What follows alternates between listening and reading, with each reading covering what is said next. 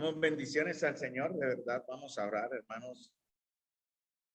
Padre amado, Señor, damos gracias nuevamente, Señor, por tu infinito amor, tu gran misericordia, Señor, tu gran paciencia y tu gracia, Señor, mostrada para con nosotros, que siendo pecadores, Señor, Cristo murió por nosotros. Damos gracias, Señor, por tu palabra que en este momento, Señor, se presenta delante de ti, Señor, también, y delante de tu pueblo que va a ser edificado, Señor. Te ruego en el nombre de Jesús, Señor, que nos des un corazón dispuesto, Señor, y listo para escuchar tu verdad y vivir tu verdad. Te lo pido en el nombre de nuestro Señor Jesús. Amén. Bueno, mis amados hermanos, les invito a que abramos nuestras Biblias en el Evangelio de Marcos, capítulo 6. Y el jueves anterior estuvimos hablando algo, o de algo más bien, que el Señor ha dejado en la vida del hombre o en el corazón del hombre para darse a conocer. Sin embargo, a pesar de que Dios ha dejado esa pequeña marca en la vida del hombre y de los hombres para darse a conocer, el hombre conscientemente y voluntariamente decide a veces apagar esa voz de Dios que aún en el fondo de su alma le dice qué es lo bueno y qué es lo malo. Estamos hablando algo de la conciencia. Vamos a terminar un pequeño pensamiento que me faltó desde el jueves anterior, pero tiene que ver con la conciencia de una persona que de por sí ya no tenía conciencia. Fue Herodes. Porque aquí en este texto de Marcos capítulo 6, 14, se está hablando de manera retrospectiva. O sea, oyó el rey Herodes la fama de Jesús, porque su nombre se había hecho notorio. Y dijo, Juan el Bautista ha resucitado a los muertos, por eso actúan en él estos poderes. Otros decían, es Elías, otros decían, es un profeta o alguno de los profetas. Al oír esto, Herodes dijo, este es Juan al que yo decapité, que ha resucitado de los muertos. Y a continuación, desde el verso 17, comienza retrospectivamente a hablar de los momentos o del tiempo. No sabemos si fue unos días o en qué tiempo ya Juan había sido asesinado, pero comienza el apóstol o Marcos a comentar y a compartir en el contexto de la historia la muerte de Juan el Bautista. Entonces, ¿qué fue lo que oyó Herodes al comienzo de este texto de Marcos capítulo 6, 14? Dice que oyó la fama de Jesús. ¿Y por qué oyó la fama de Jesús? Porque quienes se habían encargado, estaban encargados de prestar un servicio, dar un servicio en este caso, porque el Señor los llamó a 12, más adelante llamó a 70 y les envió a que predicasen las buenas nuevas. ¿Cuáles son las buenas nuevas? El mismo mensaje de Juan el Bautista era el mismo mensaje de los apóstoles o de los 12 que fueron enviados y más adelante los 70. Y será el mismo mensaje, hermanos, que nosotros como iglesia debemos siempre declarar. ¿Cuál es? Arrepiéntanse porque el reino de los cielos se acerca. Arrepiéntanse porque lo que debemos buscar y llevar al hombre al conocimiento es que reconozcan o entiendan o acepten la soberanía y la autoridad de Dios. El hombre hoy día está en contra de toda autoridad y el trabajo de la iglesia es realmente mostrar a Jesús como el Rey de Reyes, que ahora se presenta como un cordero. Recuerden que Juan lo mostró a él, he aquí el Cordero de Dios que quita el pecado del mundo, pero hermanos, pronto vendrá ya no como un corderito, sino como un león, a traer juicio, hermano, y a dar a cada uno conforme a sus obras, a levantar a aquellos que confiamos en él de la muerte y llevar a unos a resurrección de vida y a otros a resurrección de condenación al final del proceso divino que está en Apocalipsis capítulo 20, porque hay unos tiempos que Dios ya ha declarado en su palabra, lo ha revelado claramente. Y él dice que en este momento de gracia en el cual estamos nosotros debemos aprovechar el concepto, el propósito que Dios tiene para nosotros y prepararnos para ser instrumentos en las manos del Señor. Los discípulos fueron fieles al no ensalzarse a ellos mismos. Ellos, claro, hombres que estaban en realidad en cierta forma también sanando a otros, estos ignorantes pescadores que unos días atrás dudaron y casi se desmayaron de su temor en la tormenta en el mar, que prácticamente tuvieron que esconderse, digamos así, porque solo el Señor llamó a Pedro y a Jacobo cuando resucitó a la hija de Jairo y cuando levantó o cuando liberó más bien al endemoniado gadareno. Eran hombres temerosos y sin embargo, en el nombre del Señor, ellos estaban haciendo grandes cosas. Eso es lo que nosotros como iglesia, hermanos, y como unidad de cuerpo debemos aprender. Y antes de aprender, no solamente aprenderlo, valga la redundancia, sino vivirlo. Hay que practicarlo. Entonces estamos aquí recibiendo el conocimiento, es la teoría espiritual, pero hermanos, tenemos que practicarlo y vivirlo afuera. ¿Cuál será el efecto para cada uno? No sabemos. De pronto no pasará nada, de pronto sí pasará algo contra aquellos de nosotros que vayamos a declarar esta gran verdad de que el hombre se debe arrepentir. Entonces, el nombre de Jesús se había extendido por toda la región. Como dije anteriormente, ya estaba Jesús en la cumbre de su popularidad. ¿Y dónde estaba Juan Bautista? Estaba preso. Su popularidad menguó, bajó. Él mismo lo dijo, es necesario que él crezca, que yo mengue. Él fue el llamado, dice en Mateo capítulo 3, ¿verdad? Que dice, pues este es aquel de quien habló el profeta Isaías, hablando de Juan el Bautista, cuando dijo: voz del que clama en el desierto, preparar el camino del Señor, enderezad sus sendas. Entonces, hermanos, tanto Juan como los apóstoles, Juan el Bautista como los apóstoles, hicieron que las personas miraran a Jesús como fuente de poder, de autoridad y de perdón. ¿Para perdón de qué? De pecados. Arrepiéntanse y bautícense como una confirmación de su verdadero arrepentimiento para en realidad decir sus pecados han sido perdonados. No como una acción por causa del bautismo, no tiene nada que ver ahí, sino como una señal y una prueba de un cambio interno que se manifiesta en un cambio de vida. Se llama arrepentimiento. Entonces, Marcos 6:14 al 16. Oyó el rey Herodes la fama de Jesús, porque su nombre se había hecho notorio, y dijo: Juan el Bautista ha resucitado a los muertos, por eso actúan en él estos poderes. Otros decían: es Elías, otros decían: es un profeta, o alguno de los profetas. Al oír esto, Herodes dijo: este es Juan, al que yo decapité, que ha resucitado a los muertos. Y Herodes piensa con gran temor que la gloria y fama de Juan el Bautista, que fue apagada con su muerte, porque él en realidad al matar a Juan quiso matar algo, quiso callar algo, la voz de su conciencia. Porque Juan en realidad empieza o prácticamente su predicación se enfocaba en aquellos que eran los religiosos, en este caso los fariseos. Recuerden cuando él les decía, ¿no? Generación de víboras, ¿quién les enseñó a huir de la ira venidera? ¿Cuántos de nosotros nos atreveríamos, viendo una acción de pecado, a declarar esto? Ayer pasaba por la Flora en la última carrerita que hice y estaba al otro lado. Yo iba en sentido norte-sur y en el otro sentido había un poco de carrozas organizadas ya para la dichosa o disque marcha del orgullo de aquello que sabemos. Qué tristeza me dio, hermanos.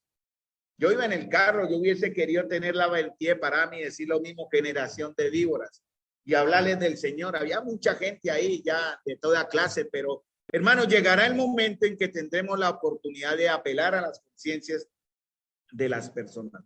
Juan había apelado a la conciencia de Herodes. ¿Por qué?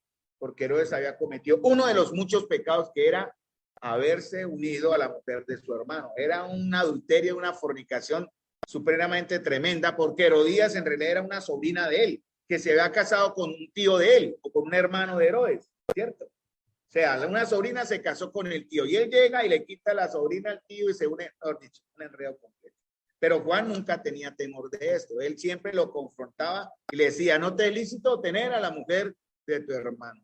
Entonces, recordemos lo que vimos el jueves anterior sobre esa imagen de caricatura, el angelito bueno a un lado y el diablito otro. Eso no es la conciencia, eso es solamente una ilustración de lo que el conflicto interno que tenemos, ¿verdad? Que se personifica en un angelito que nos dice: no haga, no haga, no haga, y en un diablito que nos dice: hágalo, hágalo, hágalo. Bueno, en realidad eso se llama conciencia. Es lo que Dios ha dejado en el alma del hombre como un pequeñísimo reflejo de su aún presencia en la vida nuestra. Porque los hombres seremos en realidad, o los hombres serán juzgados de acuerdo a su conciencia si primeramente no han escuchado algo. Porque la conciencia, hermanos, se activa o en realidad tiene más poder en base a algo. Por ejemplo, todos tenemos unos principios de valores que se nos han enseñado de lo que es bueno y es malo. Y usted le puede decir a alguien: mire, no es bueno robar, y la gente entendería que no es bueno robar, no es bueno matar, ¿cierto? y la gente comprendería que no es bueno matar porque ese es un sistema de valores que hemos recibido desde pequeños. Pero la conciencia va a tener un respaldo más efectivo y en realidad más real para juicio o condenación del hombre si usamos la palabra de Dios. Entonces, la conciencia es esa sala interior en la cual una persona dice que puede escuchar la voz de Dios o la voz del enemigo diciéndolo, pero eso no es una realidad, ¿no? Hay que tener mucho cuidado con creer en esta manera o pensar que, bueno, por aquí me dice Dios algo, por aquí me dice el diablito algo. Miren, la palabra de Dios es la que nos va a mostrar verdaderamente cómo están estos principios de valores para que nuestra conciencia en realidad tenga efecto. Juan pudo acusar a Herodes porque él usó la palabra. No te es lícito tener a la mujer de tu hermano. ¿Cómo se llama eso en la palabra de Dios? Adulterio. Y fuera eso y otras cosas, ¿no? Entonces, esta conciencia que Herodes quiso matar o acabar o quiso acallar es parte de las facultades internas dadas por Dios, el cual nos da una serie de normas y valores que vamos a reconocer para determinar lo que es bueno o malo. Entonces, Romanos 2:15, Pablo dice que Dios muestra la obra de la ley escrita en los corazones de los hombres, dando testimonio de su conciencia y acusándoles o defendiéndoles su razonamiento. Pero si usted lee en Romanos capítulo 1, versículo 18, en el contexto, dice las maneras en que Dios se mostró al hombre, ¿no? Y el hombre que decide, calla su conciencia, como dice en el verso 18, porque la ira de Dios se revela desde el cielo contra toda impiedad e injusticia de los hombres que tienen con injusticia la verdad, porque lo que es de Dios les es manifiesto, pues Dios se lo manifestó. ¿Por medio de qué? Por medio de la creación, ¿verdad? Dice el verso 20, por medio de su conciencia y por medio de la palabra. Pero ¿qué hace el hombre? Como dice en el verso 21, pues habiendo conocido a Dios, no le glorificaron como a Dios ni le dieron gracias, sino que se envanecieron en sus propios razonamientos y su necio corazón fue entenebrecido. Entonces el hombre no va a tener excusa en el día del juicio, o por la palabra, o por lo que conocemos de Dios, o por lo que oímos de Dios a través de nuestras conciencias y de la misma Biblia. Entonces, eso es lo que hará la conciencia, va a dar un testimonio, no solamente interno, que usted sabe. Por ejemplo, Pablo decía en Romanos 9:1, verdad digo en Cristo y no miento, y mi conciencia me da testimonio en el Espíritu Santo. Yo les pregunto a ustedes, hermanos, ¿cómo está su conciencia hoy? ¿Cómo les fue en esta semana en su conciencia, desde el último jueves hasta ahora?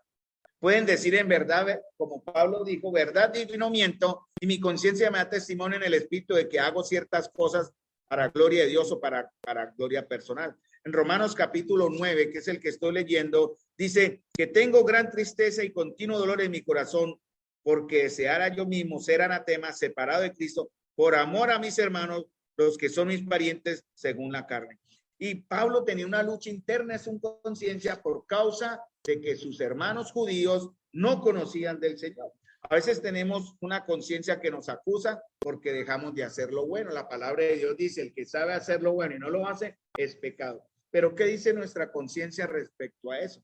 Ya hablamos o dije un texto, lo abro en comillas porque es de John MacArthur, que dice que nuestra conciencia es como la campanita de alerta que nos indica cuando hemos hecho algo que está mal. Algo en nuestro interior dice, ojo, tenga cuidado. Pero esto tiene que estar más confiado, nuestra conciencia tiene que estar basada, nuestro sistema de valores tiene que ser alimentado, si es informada y gobernada por el Señor, ¿no? Porque las normas éticas nos pueden dar sentido de conciencia. Por ejemplo, ¿no? Las leyes nos dan sentido de conciencia. Por ejemplo, los que manejamos sabemos que al ver una señal en la vía que dice pare, yo por conciencia, ¿qué hago? Paro. Y por obediencia. Si me pasa un semáforo o un rojo, ya mi conciencia me acusa, me dice, hizo algo que no era correcto, había que detenerse. Entonces, pero es más confiable, porque recuerden, hermanos, que nuestra conciencia está sujeta a un pecado, porque estamos como pecadores, ¿verdad? En un cuerpo de pecado. Nuestra conciencia no es confiable si no está basada en la palabra de Dios. Pero si nos basamos solamente, bueno, voy a dejar a un lado la palabra y me baso en lo que mi razonamiento me dice, tengamos mucho cuidado. Porque algunos se refugian en eso, ¿no?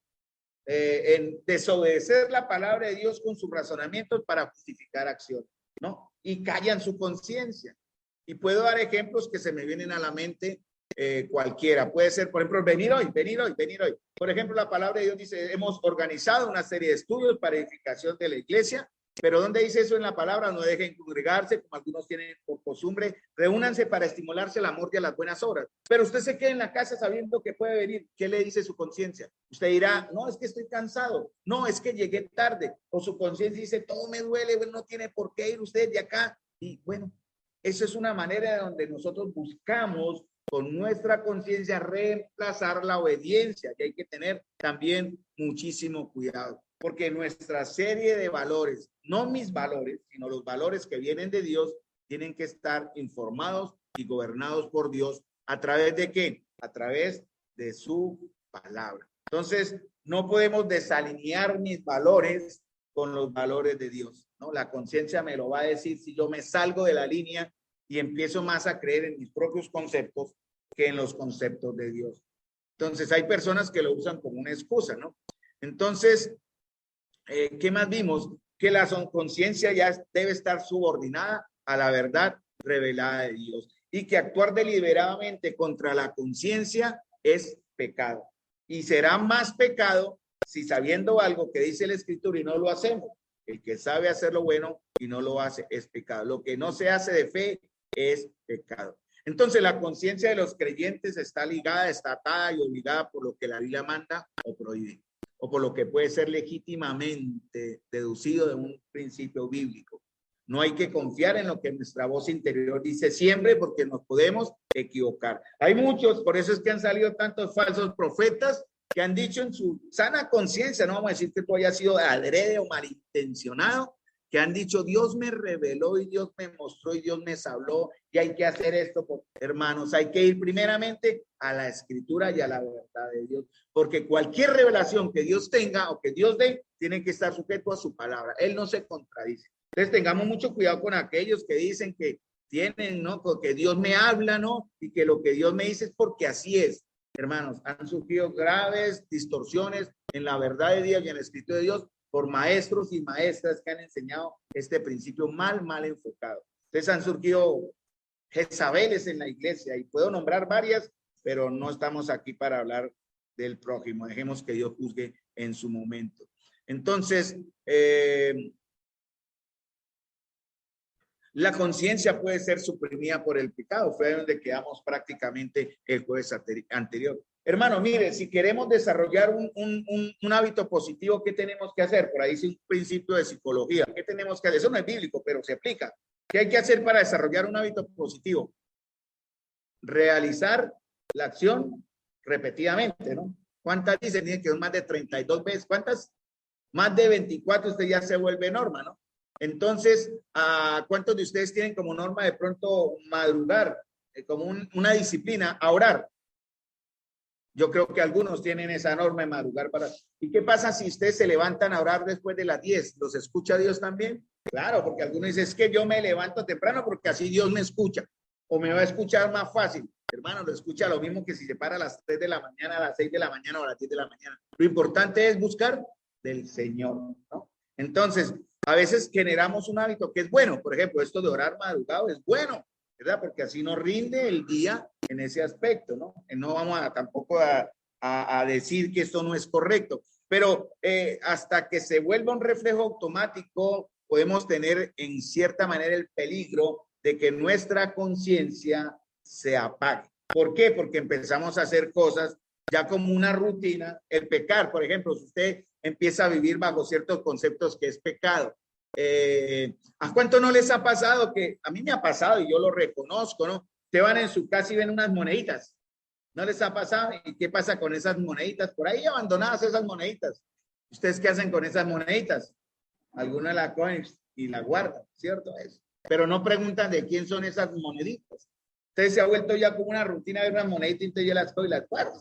¿Verdad? Pues no pasa. Pero estas monedas, ¿de quién son? Pueden ser de mi hijo, pueden ser de mi esposa, o pueden ser mías que mi esposa recoge, ¿verdad? Y a veces decimos, no, no está mal, pero no, sí es malo, ¿no? Dice por aquí, algunos dicen que no, porque están diciendo que no, porque seguramente su conciencia ya se ha cauterizado en ese aspecto y ya lo ve normal. Puede ser así, ¿no? Ya lo ve normal. La mentira. Bueno, hay un sinfín de pecaditos que pueden ser tan insignificantes que diremos nosotros, pero esto te afecta.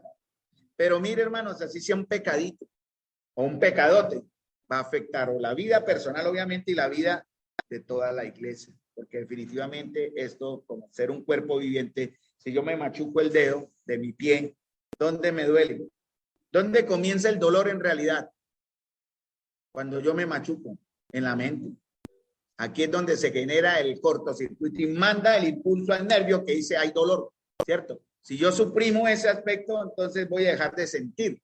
A veces hay personas de una enfermedad que es muy triste. Son personas que no tienen dolor, no sufren dolor, tienen un nombre médico especial y se pueden golpear, se pueden quemar y ellos no sienten. O cualquier herida y no sienten, ¿no? Porque hay un cortocircuito entre lo que dice su mente y el dolor donde tiene que reflejar un daño en el cuerpo, porque ya es algo tan automático, ¿verdad? Al repetir ciertas cosas, ya hablando del tema del pecado, el rechazo a la autoridad de Dios, que todo se convierte en automático ya. Herodes no pasó por esto. ¿Por qué? Porque Herodes de por sí era un hombre malvado, perverso, ¿no? Toda su familia tenía una connotación mala. Pero, hermanos, debemos entender, como dice Romanos 2:15, que Dios muestra la obra de la ley escrita en sus corazones y le da testimonio a su conciencia y les acusa o les defiende su razonamiento. Entonces, Pablo dice que por nuestra injusticia nosotros suprimimos la verdad, porque dice en Romanos 1:24, ellos piensan que son sabios, pero su pecado los hace tontos en verdad.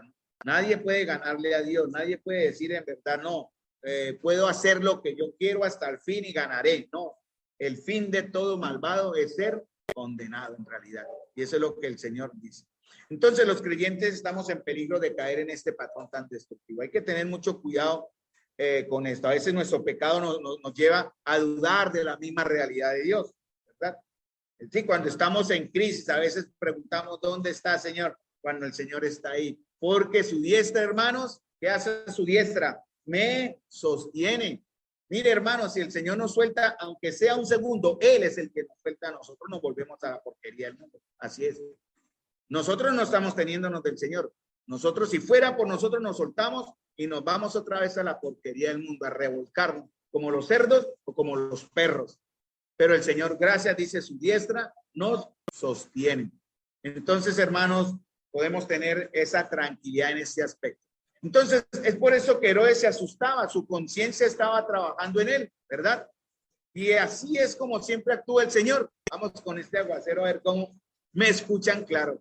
Cuando alguien se opone al mensaje del evangelio, hermanos, y lo suprime en un lugar, eso solo sirve para esparcirlo. ¿Qué fue lo que hizo Herodes cuando cuando mató a Juan? Muchos de sus discípulos fueron a buscar en realidad a seguir aquel que él dijo, he aquí el Cordero de Dios que quita el pecado del mundo. Cuando los creyentes fueron esparcidos por el mundo, cada vez que murieron millones de millones. Hay más o menos 70 millones de creyentes solamente en China, escondidos, reuniéndose como nosotros nos reunimos. Y cuando llegue la persecución, esperamos o se espera que cuando ellos mueran o los que han de morir, su fe se esparza para alcanzar a cuántos millones de chinos hay, más de 1.500 millones. Y es lo mismo que pasa con nosotros, hermanos. Nuestra muerte por causa del Señor y el servicio del Señor será la semilla que va a extender el evangelio. Entonces, Herodes tenía este cargo en su conciencia. Y algo que vamos a ver a través de la historia de Juan, hermanos, es precisamente, pues yo quisiera profundizar mucho en la historia de Juan. Juan tiene mucho que aprender. Recuerden lo que dice el Señor. Juan dice que Juan es el mayor de los profetas, es el más importante. Y saben una cosa, Juan también muestra la labor de la iglesia, en realidad tipifica el trabajo de nosotros. Estamos hablando en el contexto de Marcos del servicio. Y Juan sirvió al Señor, ¿no? Como dice en Mateo, que lo leí al principio, vuelvo aquí al texto, dice, cuando dice el Señor, este es aquel de quien habló el profeta Isaías cuando dijo, voz del que clama en el desierto, preparad el camino del Señor, enderezad su senda. Juan fue profetizada su venida. Y saben una cosa, Juan fue preparado por el Señor. ¿De qué manera? Lo apartó desde el bien.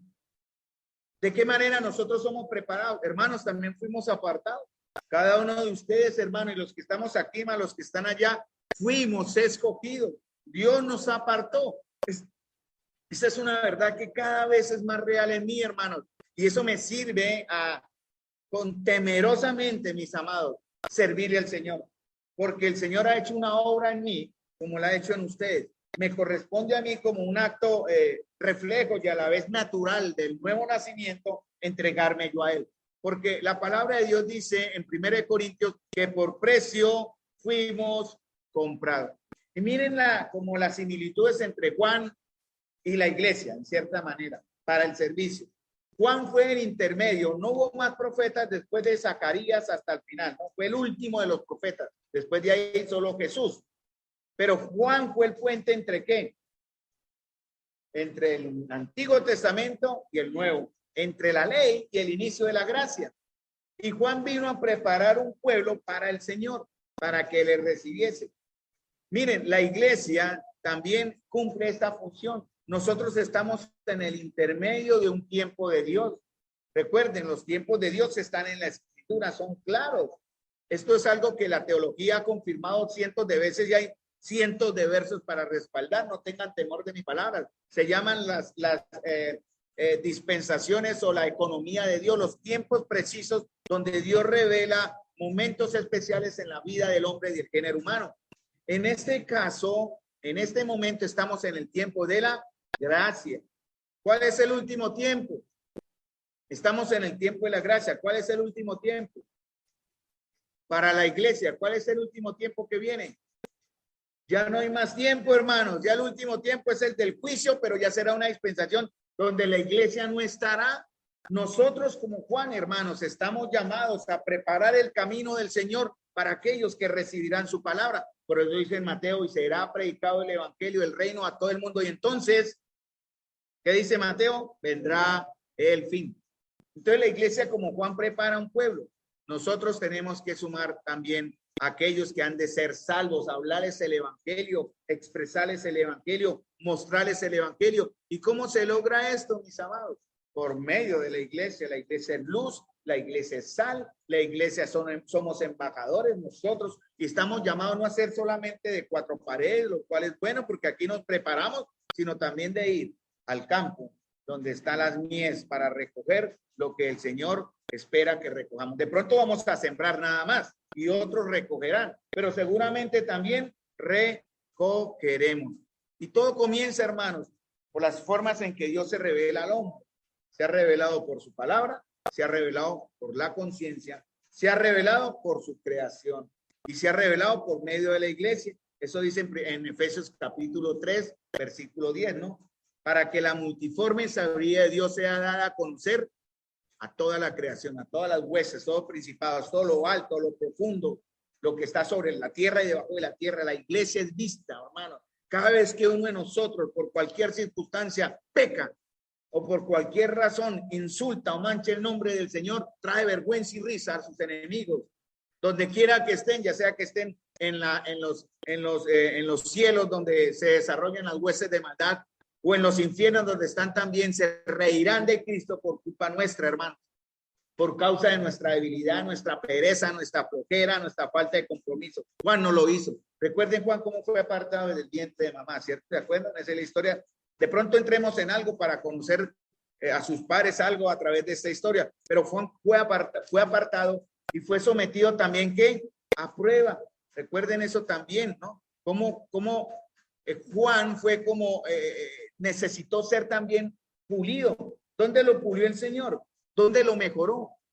¿Dónde? En el desierto, ¿no? La historia de Juan comienza en el desierto. ¿Cuándo fue Juan al desierto? ¿Dónde está la juventud de Juan? Conocemos algo de la juventud del Señor en Lucas, pero ¿cómo empezó Juan? Y su vida comienza realmente desde el desierto. Y ahí es del desierto donde el Señor nos lleva, hermanos, donde el Señor en verdad nos va a pulir, donde el Señor nos va a preparar, así como Juan, ¿verdad? Limitado. Los mentirosos enseñan falsas prosperidades. Hay de aquellos que le siguen, pobrecitos ellos. Tantos aquellos que enseñan esa mentira de que usted está llamado a conquistar y está llamado a reinar y todo lo que haya aquí es suyo, así que píselo y reclámelo y declárelo. Y hermanos, esa es una mentira del diablo, porque realmente enfocan su fuerza en lo que ellos dicen antes que lo que el Señor ha dicho que Él es y que hará de acuerdo a su voluntad. Nosotros estamos llamados, como digo, si mi Señor no tuvo donde recotar la cabeza, ¿somos nosotros mejores que Él? Si nuestro Señor anduvo errante, por decir así, sin ninguna clase de comodidad, una tumba prestada, ropa prestada, todo fue prestado para Él. Nosotros estamos llamados a ser mejores. Cuando esperan algunos cristianos solo tener casa, carro, beca y finca y lo mejor, ¿para qué? Para vanagloriarse, no para extender o para el reino. Ojalá usted pidiera riquezas, sí, eso sería también como factible, ¿no? Señor, dame, pero para dar, para sostener a aquellos que van a salir a los campos de la misión. Entonces, aunque el nombre de Juan implica,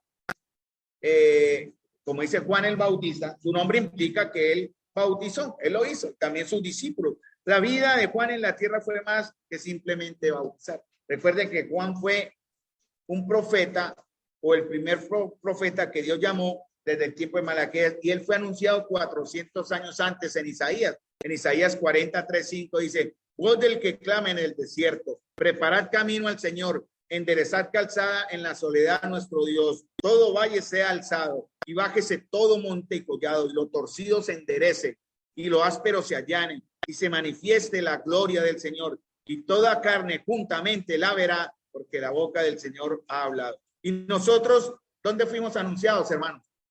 ¿Dónde fuimos nosotros anunciados? Deben un verso que hable de que nosotros fuimos en realidad como Juan profetizados en cierta manera. Efesios capítulo 1 menciona, y también donde el Señor dice: haré de un pueblo que no era mi pueblo, no, llamaré a otro pueblo que no era pueblo, mi pueblo.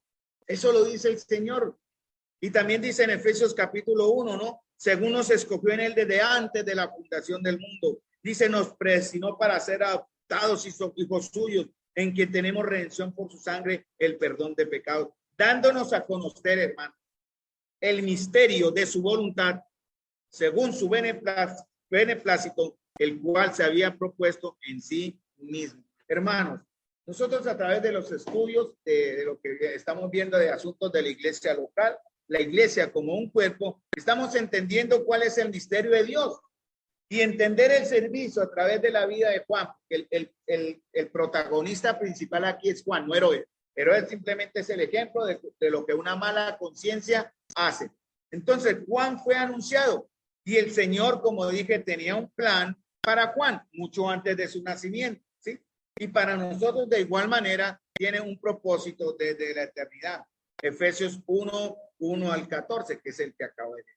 Hay un verso en Ageo que mi esposa leyó, creo que lo usó como texto en la enseñanza del baby shower de Jennifer y Miguel, que está en Ageo capítulo 2, versículo 7. Hermanos, hay cientos de versos que hablan literal de un reinado de Cristo sobre la tierra. Y eso es en un concepto que debemos entender bien, porque será en el tiempo de Dios, no en el tiempo nuestro. La iglesia no estará en ese momento como iglesia ahí, pero sí estamos entendiendo lo que el Señor tiene para la eternidad. Miren, no seamos, la palabra de Dios dice que bienaventurado el que lee, dice en Apocalipsis capítulo 1, ¿no? Las palabras de este libro, ¿no? Creo que en verso 8, ¿no? Apocalipsis 1:8.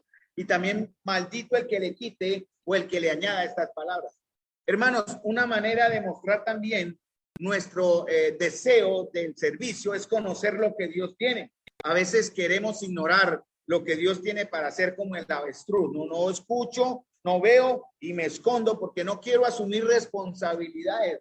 Algunos no quieren entender lo que los tiempos proféticos dicen para no tener responsabilidades. Como algunos pueden decir de pronto, bueno, sí, de que nos vamos, sí, es cierto, amén. ¿En qué momento? No lo sabemos, el día ni la hora nadie lo sabe, pero eso no implica que yo no tenga la responsabilidad, hermanos, de conocer esta verdad para explicarle a aquellos que me van a preguntar.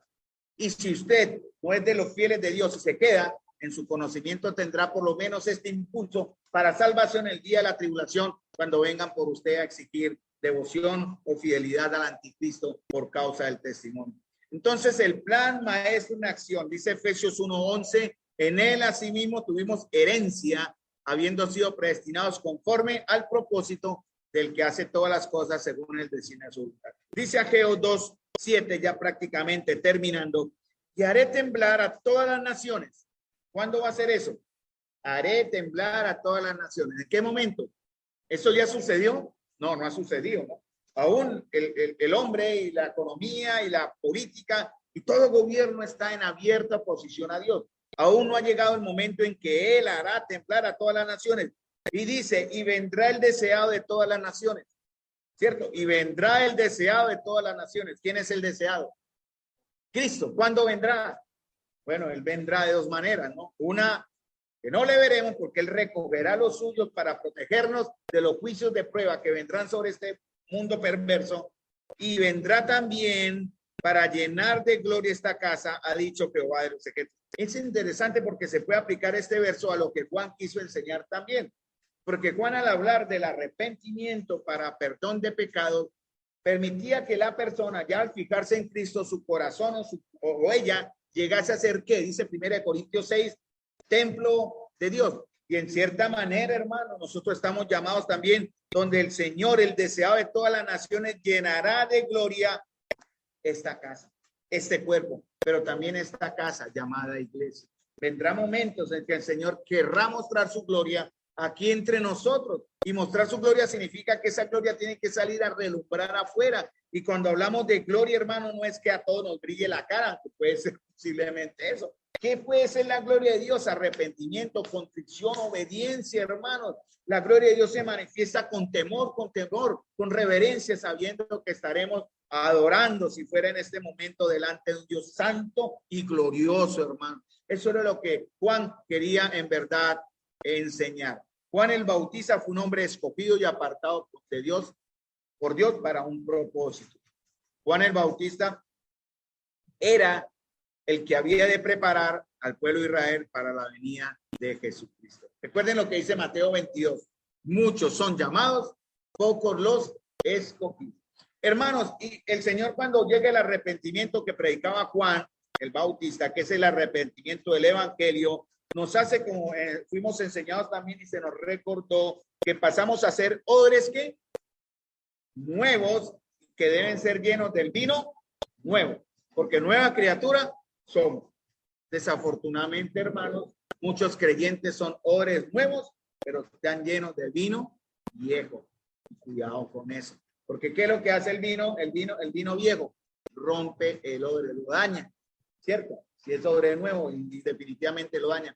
O también, hermanos, si usted tiene vino nuevo en odre nuevo, y usted en cierta manera, hermanos, puede llenarse tanto que puede saturarse en cierta forma. Vamos a ver si explico este último concepto, que es el que tengo en mente. Hermanos, porque lo que nosotros tenemos es para vivirlo en comunidad, no para tenerlo individualmente. Necesitamos compartir lo que Dios tiene para nosotros, en nosotros para otros. Entonces es necesario liberar, ¿no? Unos hermanos nos dieron pues no sé cómo llamarlo, me perdona la ignorancia, pero muy rico para hacer guarapillo por unos hongos. Dicen que es el maná, no sé, que uno echa agüita y panelita y eso se reproduce y está generando continuamente un guarapillo sabroso para la sed, mejor que cualquier Coca-Cola. Y gracias a los hermanos que lo hicieron porque ha sido muy delicioso. Pero periódicamente uno debe abrir el vaso y libera gas, porque está represado, entonces toca abrir para que libere el gas. Es necesario, hermanos, que nuestros odres nuevos no estén rotos por legalismo, no estén rotos por pecado o no estén mal sellados por carnalidad que obligue a que lo que tenemos internamente nos haga reventar. Creo que me estoy explicando, ya más adelante lo vamos a explicar como más detalladamente. Entonces, hermanos, así como el nacimiento de Juan fue milagroso, el nuestro también lo ha sido. ¿Cómo se llama nuestro nacimiento? ¿De qué manera es milagroso? ¿Por qué decimos que nuestro nacimiento es milagroso? Como hijos de Dios, obviamente, ¿no? No, por Dios, es que Aunque sí es milagroso el nacimiento de un ser humano, hermano. ¿Dónde se genera la vida cuando el esperma del hombre fecunda el óvulo de la mujer? ¿Dónde nace la vida? ¿Quién tiene la potestad de la vida? Dios. ¿Por medio de quién? Del hombre. Pero la mujer es da el ambiente propicio para que en ese óvulo se desarrolle vida. Ayer nació Gael, vida que Dios formó 9 meses, no, 9 y no sé cuánto antes, formando a Gael perfecta en el vientre de Yuri. Y formando el Señor a la bebé de Jennifer, que pronto nacerá. Y formando el Señor a todos los bebés que nacerán pronto. Y también ustedes, hermanos, cuando fueron formados, ¿verdad? Cuando Sophie fue formada en el vientre de Zaida. ¿Se imagina Sophie? Sophie no entiende eso todavía, pero sí, Dios la formó perfectita. Y en su libro están escritas todas aquellas cosas que serán luego hechas. ¿Qué fue lo que Dios dijo para Sophie? Que ella conocerá el evangelio por medio de su mamá. Por medio de ella tendrá la gran oportunidad de conocer al Salvador y al Señor de señores. Eso es lo que nosotros tenemos que hacer. Vamos a terminar acá prácticamente, hermano, porque queda donde dice nuestro nacimiento fue milagroso, se llama nuevo nacimiento, ¿no? El viento suena, el viento llega, dice, pero así es el que todo aquel que nació del Espíritu, no sabe cómo es. ¿Cómo sabemos que hemos nacido de nuevo? ¿Alguno aceptó a Jesús como Salvador en alguna oración? No sirvió, perdió su tiempo. ¿Cómo sabe usted que es salvo? Frutos, pero también ¿por qué? ¿Por qué? Por arrepentimiento, ¿no? Porque usted va entonces a un cambio de vida, cambio de mente. Y eso se ve, hermanos, si no lo vivimos, dudamos. Se llama la perseverancia. Yo animo a los que están desalentados hoy. Conozco a varios que quieren rendirse, que quieren botar la toalla, no lo hagan. Muestren que en verdad ustedes, hermanos y hermanas, son salvos del Señor o somos salvos del Señor. Porque la perseverancia indica eso. No indica que no nos desanimemos, está bien. Pero no indica hacer como Demas, que abandonó a Pablo amando ¿qué? El mundo. No amen el mundo. Porque si usted ama el mundo, ¿qué dice Juan? El que escribió el Apocalipsis, el tocayo de Juan el Bautista, el amor del Padre no está en él. Y si el amor del Padre no está en él, porque todo el vacío no existe, tiene que ser llenado con algo, ¿cuál amor existe? El del diablo, no hay más. Y el diablo ama el mundo. Y si usted ama el mundo, tiene el amor del diablo, hermano. Suena feo, pero es así. Hermano, mostremos el amor de Dios. Es tiempo en la comunión, en la obediencia, en el respeto, en la honra al Señor, mostrar de qué estamos hechos ya como hijos de Dios, así como Juan. Vamos a dejar acá, hermanos, vamos a terminar con una palabra de oración. Porque más adelante veremos respecto a por qué Juan fue apartado, ¿no? Podemos hablar de sus padres, cómo lo esperaron, pero Juan fue apartado con un propósito. ¿Para hacer qué? Santo. Por eso fue llevado al desierto. Nosotros seremos llevados a desiertos para que el Señor nos prepare, hermanos. ¿Para qué? Para hacer vasijas perfectas, que reciban su gloria.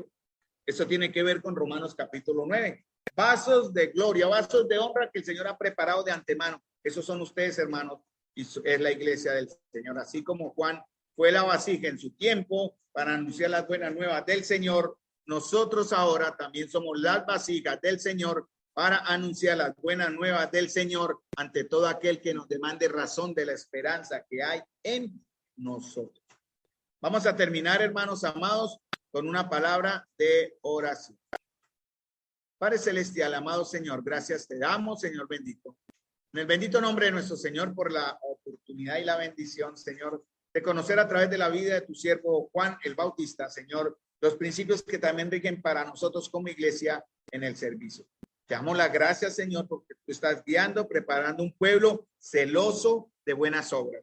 Y, Señor, y los que aquí estamos, copiando el modelo y el ejemplo de Juan, estamos dispuestos, Señor, en verdad, en nuestras circunstancias particulares, en nuestras situaciones únicas, Señor, a entender verdaderamente que a través de tu palabra, que a través de tu conciencia y a través de lo que vemos, Señor, que tú manifiestas en nuestra vida común y diaria, tu presencia y tu gloria, Señor, te seguiremos, te serviremos.